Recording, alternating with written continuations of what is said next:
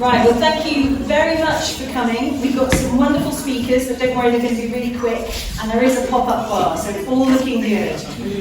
Thank you very much for coming, especially in light of what happened about this event. You remember, probably the only reason most of you are here is you heard about it because Eventbrite pulled it. I also, I'm sad to say, had a very worried telephone call from the CEO of the Conway Hall, who apparently received lots of complaints and didn't want to cancel the event, but made it very clear I wasn't to mention the venue on social media. So let that sink in. It's 2022. Yes. We are here, we're meeting to discuss what is not simply a protected belief pursuant to the Equality Act, but is a material reality, which is a fact, that the sex you are born, you cannot change.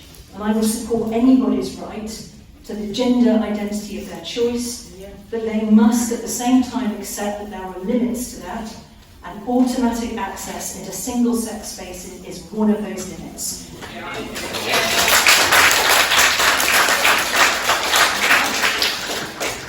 I took some photographs as we entered of the empty street and the complete lack of men in balaclavas waving flags. And I was slightly upset. Because again, it is publicity that you just can't buy. The visuals are incredible, aren't they? Men in balaclavas screaming, "Alerta! Alerta! Anti-fascista!" And I was thinking, nobody here is hiding their face. And very sadly, one person told me I couldn't post a photograph of her because she'd lose her job. So that's in. But nobody here has come to the venue dressed in black in balaclava, throwing smoke bombs and threatening to hurt people. But Eventbrite said to me when I had a Zoom with their legal counsel that one of the reasons they pulled this event from their platform is that they have a duty of care to those attending, and there will be a risk of a violent attack upon them. Now, just let that sink in for a moment.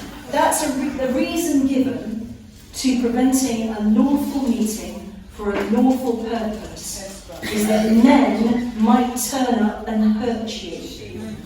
If that gains currency, then the power we are giving these men is immense. We are telling them that threats of violence work. So I am going to continue to sue Eventbrite. I'm very grateful for that.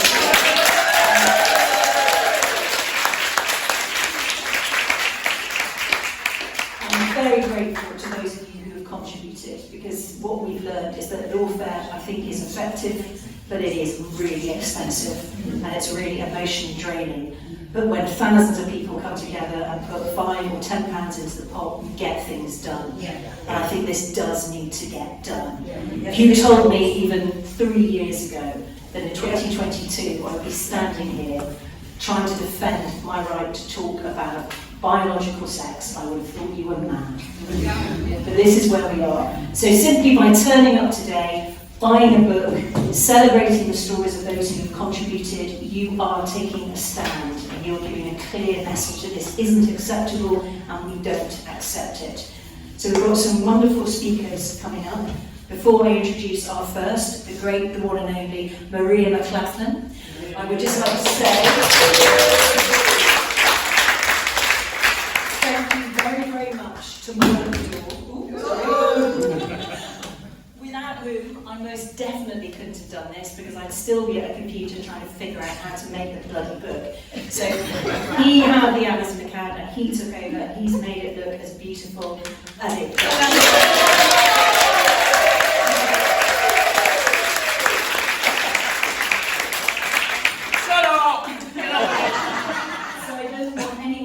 Any of this is about being anti-men. We've got some fabulous male allies, not least of course our keynote speaker, Turf himself, Menno.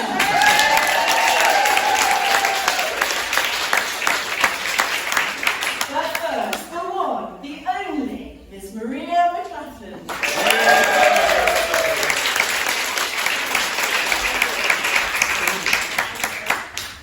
Give it a second. That's all right. It's a beauty meal. Right. Hi everyone.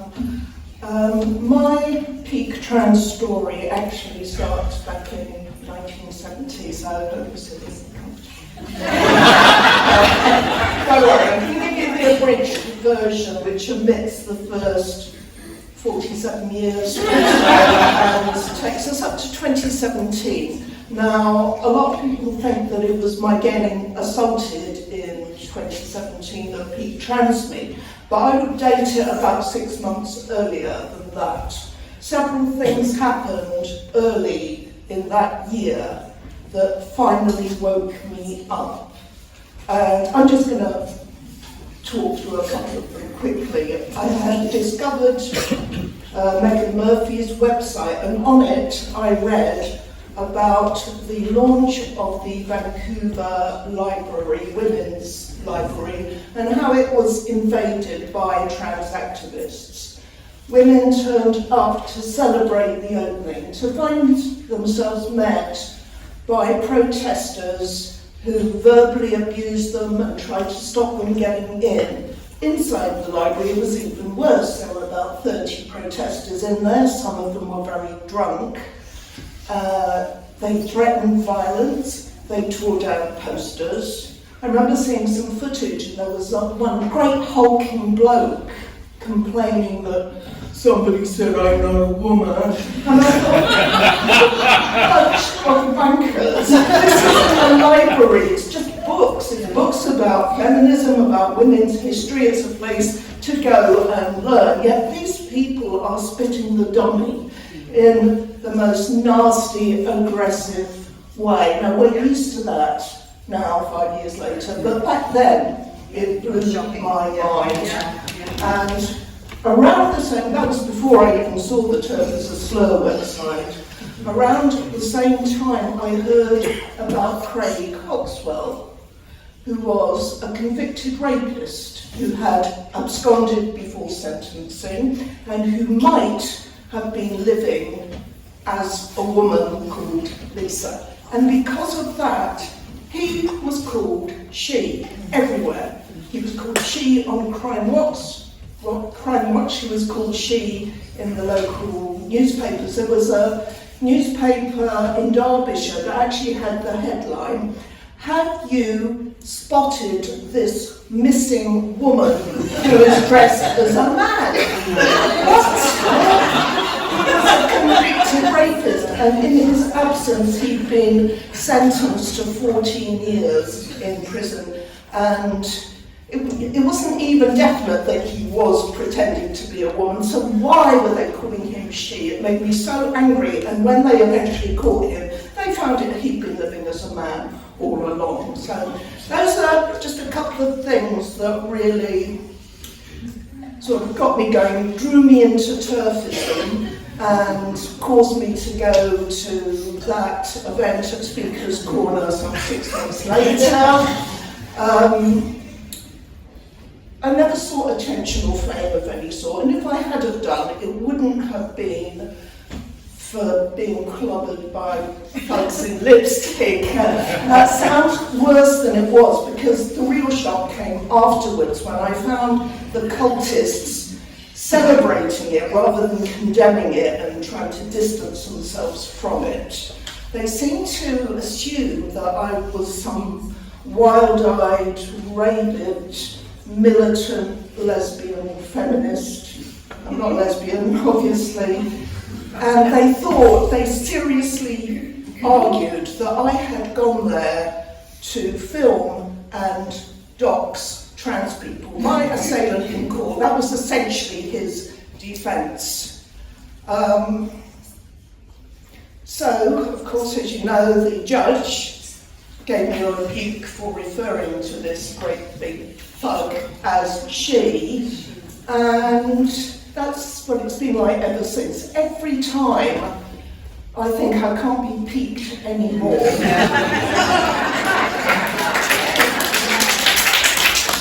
Someone is there, someone steps up to the crease to prove me wrong, and that's why. And what they do is they peak trans loads of other people at the same time, and that's why we're winning. So thanks, I guess.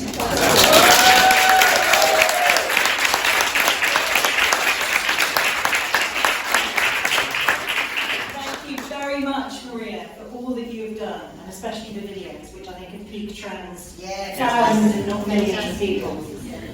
Next up, we have an Aphrodite. We have David Paisley's muse. We have the woman who lives rent-free in his head for the rest of his life. Give it up, please, for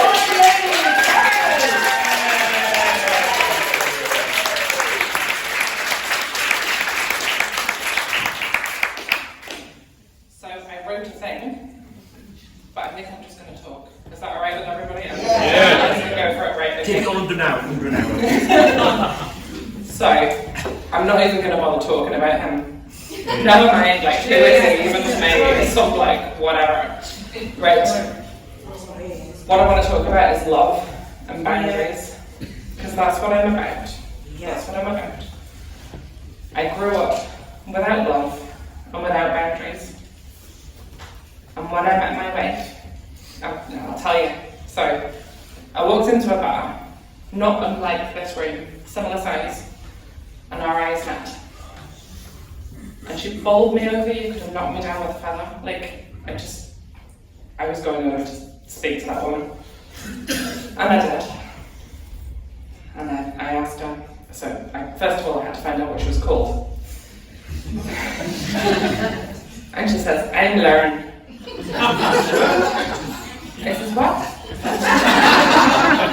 She says, learn. I says, pardon? Anyway, I turned to the woman that I'd actually gone there that night with the intention of hooking up with.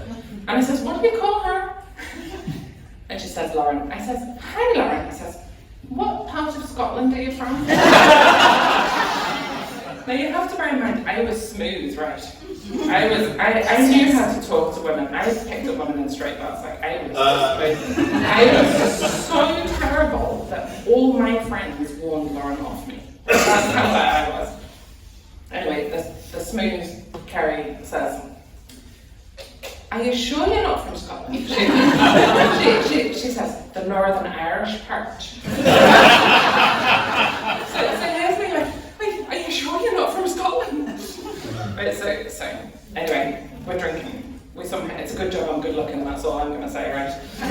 We ended up drinking, I'm buying her drinks, and she levelled me with blue eyes, and she says, if you want to go home with me, you don't have to buy me drinks. She says, you just have to ask.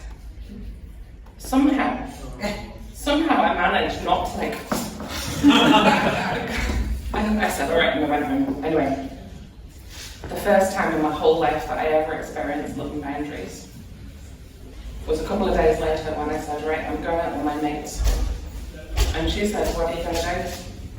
And I said, I'm going out with my mates and I'm going to get drunk and I'm going to get laid. Because that's what I used to do. I was fully up to the neck. In fact, I was fully up to the blue hair in queer theory. That's how into it I was. I said, I'm going out with my mates, I'm getting drunk and getting laid. And she says, okay, there's the door. She says, but if you go out of it, you can't come back here and be with me. I nearly fell over. Nobody had ever spoken to me like that. But she made me feel some kind of way, and I wanted to feel like that more. And I wanted to tell her, fuck off, because I ran from commitment. I wanted to say, who the f do you think you are talking to me like that? Like, do you know who I am? And she just levelled me, and I said, all right, do you want to come and see my favourite painting in the whole wide world? And that was the start of it.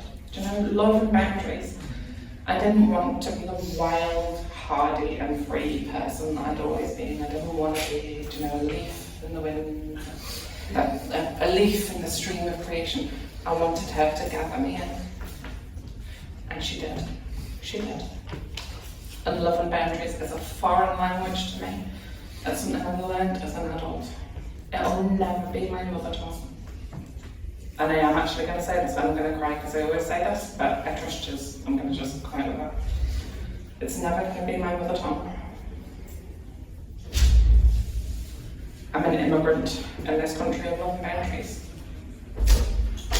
And I know the highways, and I've learnt the language, but I speak it haltingly, and I speak it with an accent, and I always will. But here's here's where I've chosen to live, and here's where I'm going to live till I die.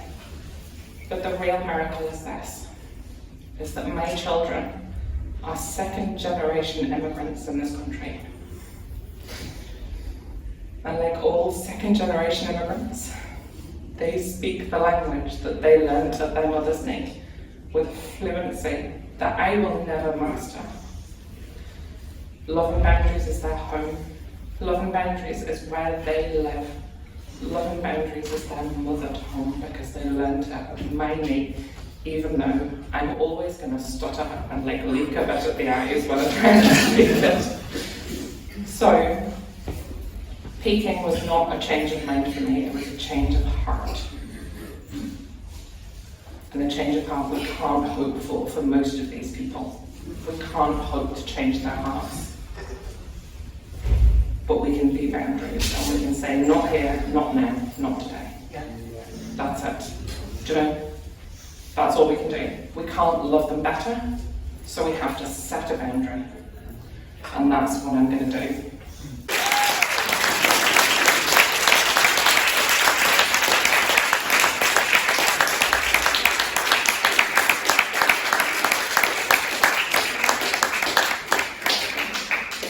Thank you so much to Ceri, who's been one of the loudest, clearest, persistent and consistent voices about child safeguarding. And that, I know, for many of us has been the primary, indeed the only reason that we have become so invested and so concerned in this. So thank you, Ceri, for standing firm and for saying and standing up for children. We have now the wonderful, the incomparable, oh my goodness me, he changed.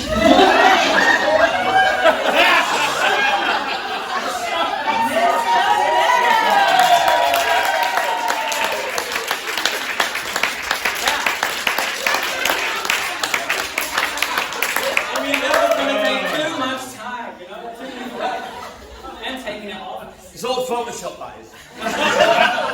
This isn't. So, ladies and gentlemen, good to see, can we say that? We can say that!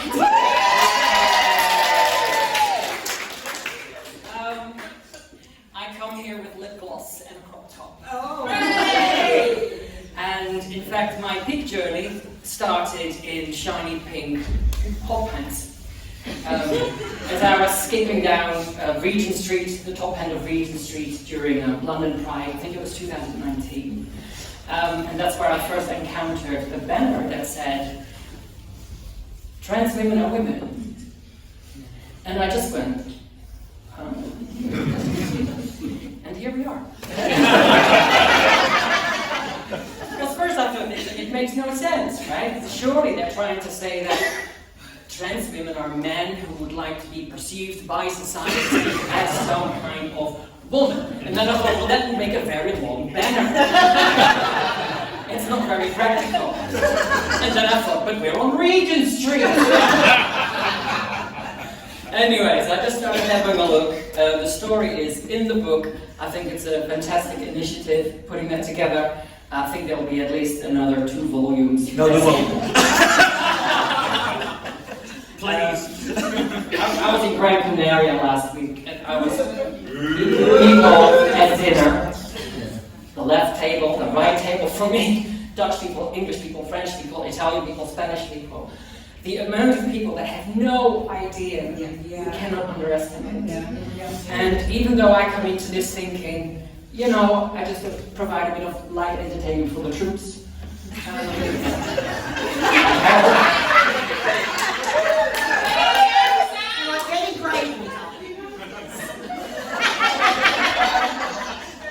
But let's not forget, and a lot of people in this room know this much better than I do, how fucking tiring this is. Yes.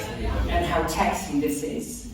And when you say I will take on Eventbrite, I'm like, yes, come on! But the stress. Oh, okay. Hey, I'm talking to Phillimore.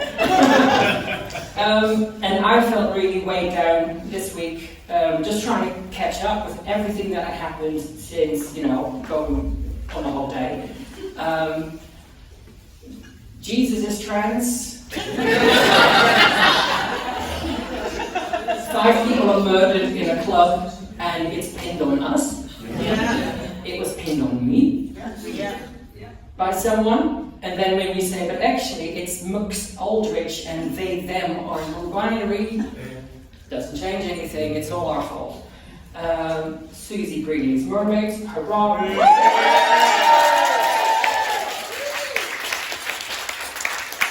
Then the Charity Commission ups its game by saying, actually now it's a statutory inquiry. It's like trying to keep up with everything. I don't know how you do it, Graham.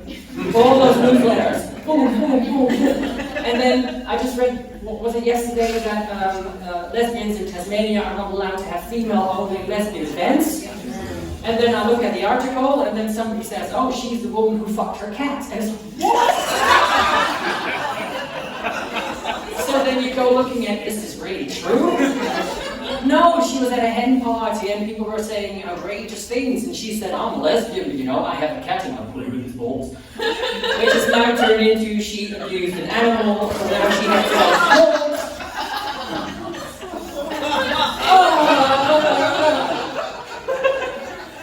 But what really shocked me was the letter from the UN Special Rapporteur, Rima, to the Scottish Government saying, listen to women, because that's 9 pages of what I call gender rule. And she specified how many laws are in place to keep this nonsense legal, and how far we still have to go. And she's claiming, hey, actually, Scottish Government, what about the non-binaries? And it's like, you're the special rapporteur for violence against women and girls, the causes and consequences, and you talk this bullshit at that level? Yeah. It is a dire situation. But we have songs. And we have satire. And some people are saying to me, it's the lowest form of whatever, But I remember Christopher Hitchens in an interview when being asked about mockery, he said, it's not just a good thing to mock, it is our duty. Yes. Yeah. Because this is how we expose the craziness. Yeah.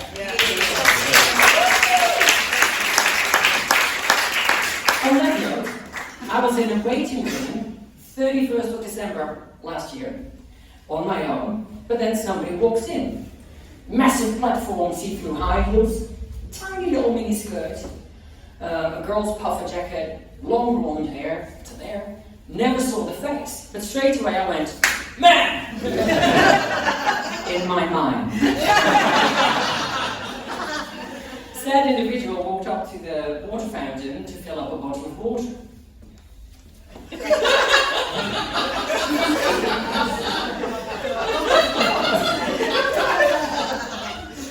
I just thought, that's not just any man.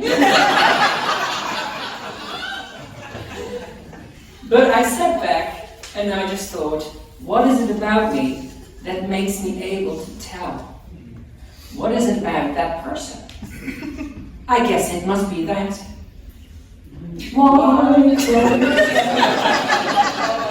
That's a song. Alright. So, wrote the song. Oh.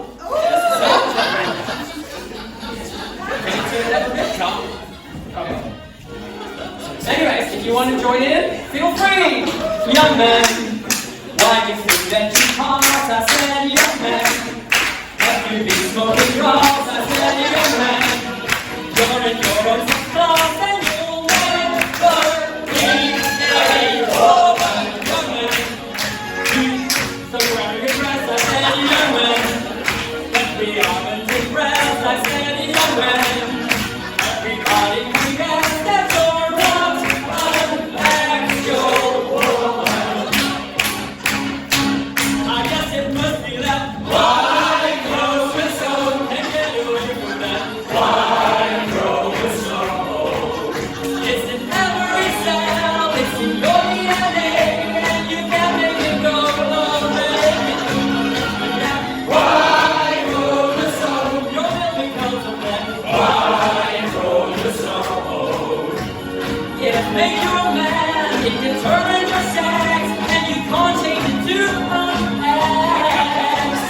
Old man, Do you like sissy porn? I said, oh man.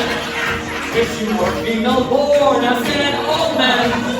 Cause it gives you the horn when you call yourself a woman. Oh man, are you listening to me? I said, no man. Can change sex, can't you see it's a fiction? Even with double D's, you will never be a woman. I guess it must be that Y chromosome. Get away from that Y chromosome. Listen, every step, listen, your DNA, and you can't really go away. It's clear to see it's that Y chromosome. I'll get away from that Y chromosome. It has made you a man, it can turn you into sex, and you can't change it to X. A woman is an adult human female. A man is an adult human male. Humans cannot change sex, so a man can never be a woman. So India Willoughby, Eddie Izzard, Stephanie Hagen, Rachel Levine, Leah Thomas, Monroe Bergdorf, for all the programs, dresses, makeup, hormones, and surgeries, there's just one tiny thing. I guess you're stuck with that Y chromosome. You're out of luck with that Y chromosome. Mother Nature's a curve and she's keeping it real. This is not about how you feel, so get to grips with that Y chromosome. Accept the truth of that Y chromosome. And you'll get so upset when you're able to tell that you're Madame Mademoiselle. Y chromosome. You're ill because of that Y chromosome. It has made you a man, it determined your sex, and you can't change it to an X. Y chromosome.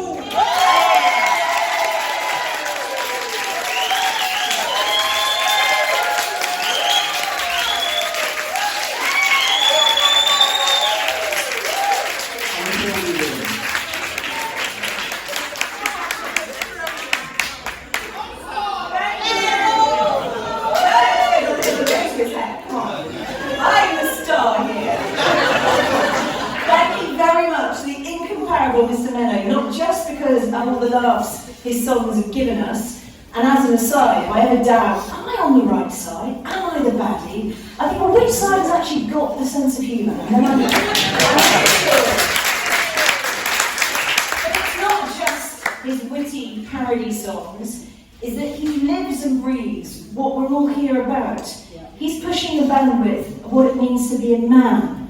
And he's not trying to enter a woman's space or take a woman's identity to do it. And we need more men like Mr. Menno to step up and step out. So before I hand over to my next speaker, just a quick shout out to the fair coppers in the room. Woo!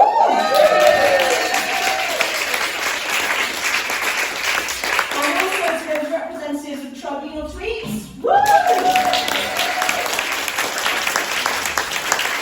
There are so many other groups I ought to give a shout out to, but I'm just doing those two because I've got a particular interest and membership with them. But I will say, of course, thank you very much to Anthony and to Louise for bringing a whole shed load of books down from Glastonbury. So, woo! Now, one of the problems with our movement is that we have far too many women called Helen, and it gets confusing. I thought I booked another Helen. I was well aware which Helen we asked to speak. So a lady who needs no other introduction than welcome Helen Staniland.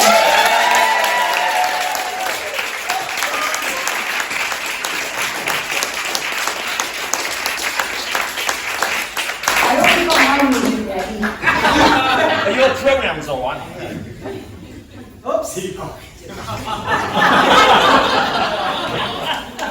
Very good. It's called this here.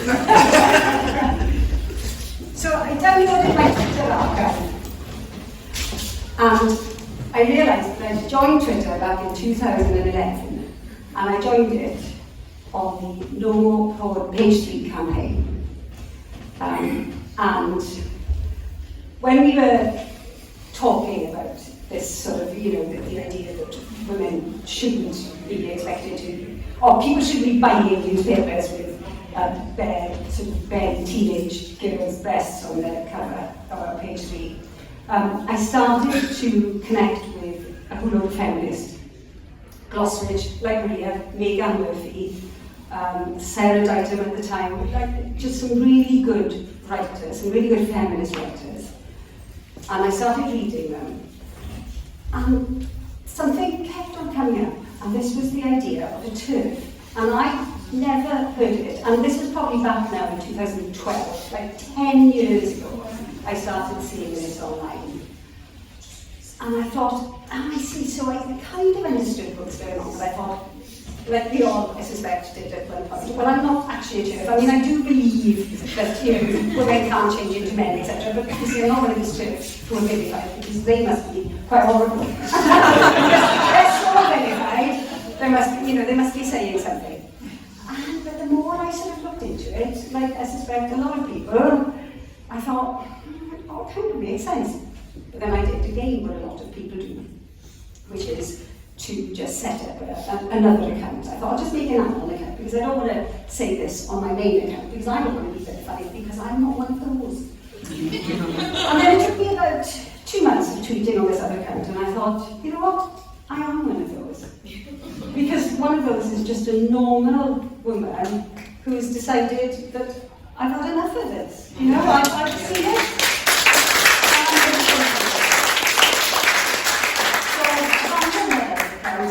And I carried on tweeting on my account. And someone asked me the other day, when did you first start asking this question? And I thought, I did a search for changing rooms, penis. And I saw that it was 2014, which was like 8 years ago I've been asking this. And sometimes I thought, when I saw that, I thought, shit, like nothing has changed. But then I thought, actually, everything has changed. Everything has changed, doesn't it?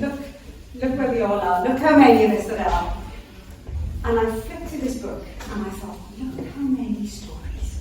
Look at all of these people who have heard people speaking, people like us, and said, no, I can see it too. I can see it too.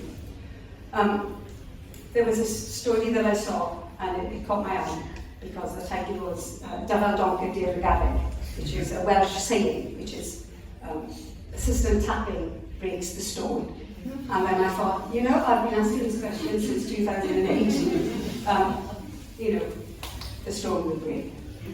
Yeah.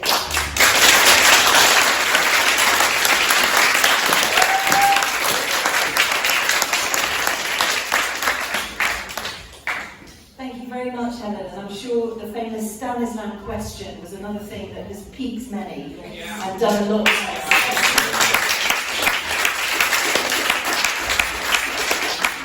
I've done an awful lot to get this issue in the forefront of some people's minds, so well done and thank you.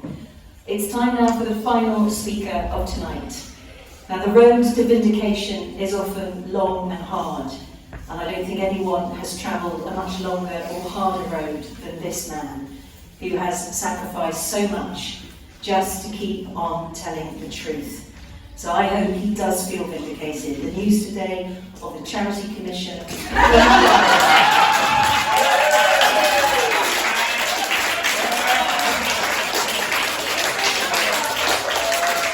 into mermaids, the best Christmas present I think most of us in this room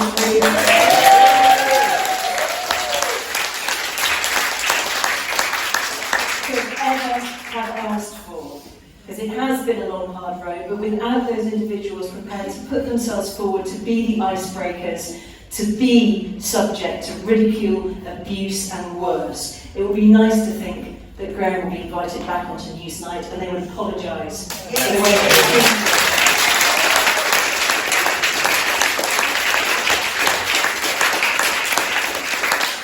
But I doubt that's what's going to happen. I can predict, because I am the Nostradamus of Twitter. I can tell you exactly what's going to happen. There's now going to be an embarrassed silence, and over the coming months, people will pretend that they always knew there was something a bit dodgy about that Susie Gray.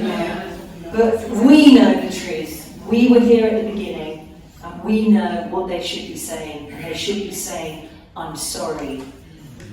Now, Graham, I know that they won't ever apologise to you, but hopefully events like this are some kind of comfort to you. We've invited you here as one of the peak transers in the book. You go through and you see who people mention. They say Jermaine Greer, they say Posey Parker, they say Graham Linehan. So please put your hands together for Patrick Parker!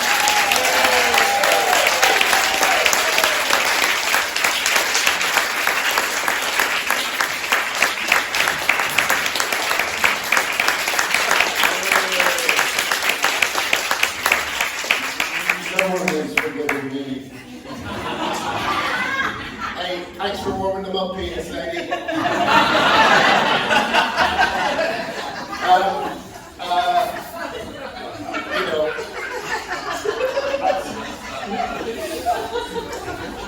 I'll tell you something that I got to say. Someone sent me, like, people send me memes all the time.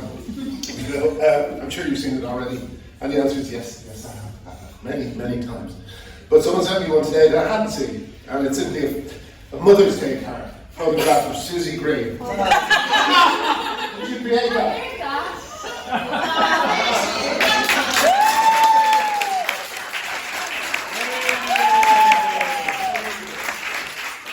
Yeah, sorry everybody. It's a nice picture I found of Susie Green when she's sort of on Good Morning Britain, respectfully describing how it's alright to trans children, and it says, "Happy Mother's Day! You weren't perfect, but you're not Susie Green."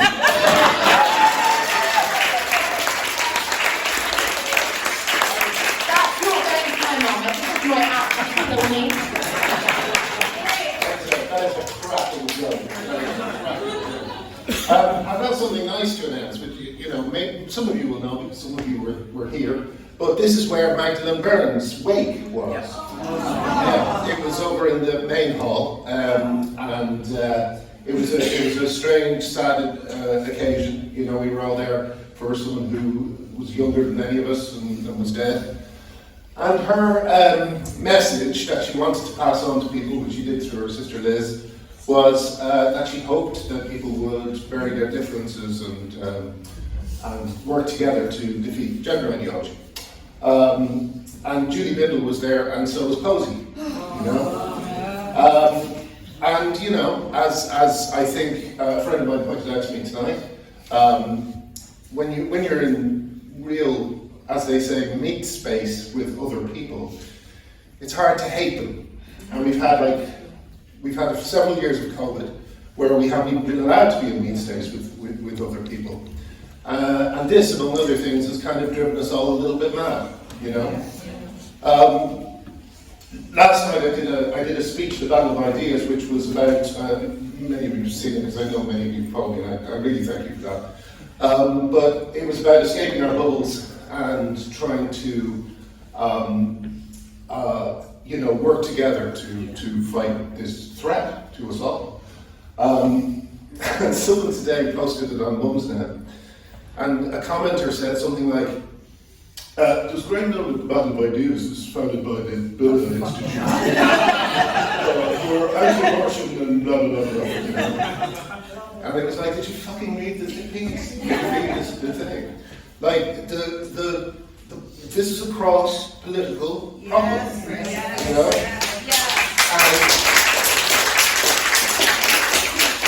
And I'm afraid that the left have betrayed. I would say conclusively betrayed them. So I feel like it's important to start talking about a new politics, a new answer to the threat that we all face at the moment, which is the bonds that hold us all together are becoming looser and you know, more fluid, ironically enough. And we need to strengthen them, and we need to kind of get back together and you know, I've seen it a lot. It's because the women in this movement are a bunch of fucking ordinary, fucking stuck in the mud, angry, creative, unheardable cats.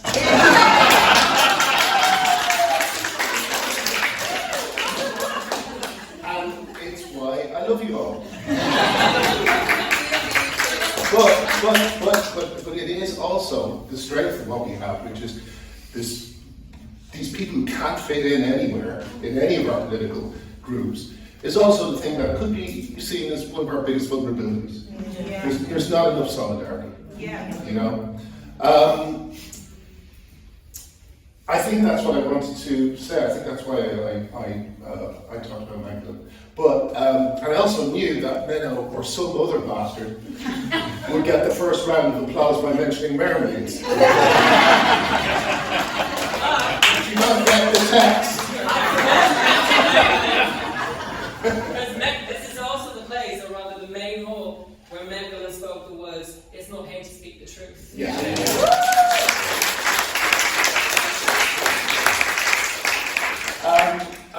So I will speak to whoever will let me speak. I refuse to observe the what would you call them, traditions that have got us into this mess. We do have to break out of our bubbles. We have to bury the hatchet. A lot of us have been wounded by this fight, been betrayed by people within this fight, you know.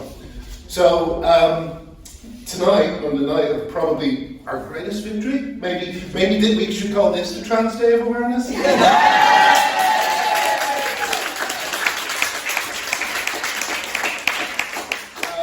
I ask that we all, come together, stop policing each other, and let's move forward into a better world.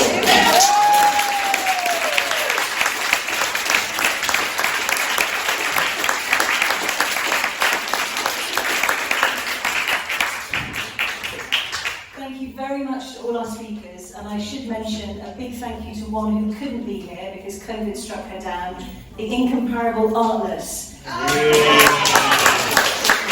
And I really wanted her to be here to show that this isn't just a movement of the stale and pale, and that Artless represents a very strong voice of angry black women who find themselves used as some sort of reason to justify calling trans women women. Now they're really angry about that, and they should be, and so should we. And I wish we could have heard Artless speak tonight, but just so to let her know that we're thinking of her. Big clap for Artless!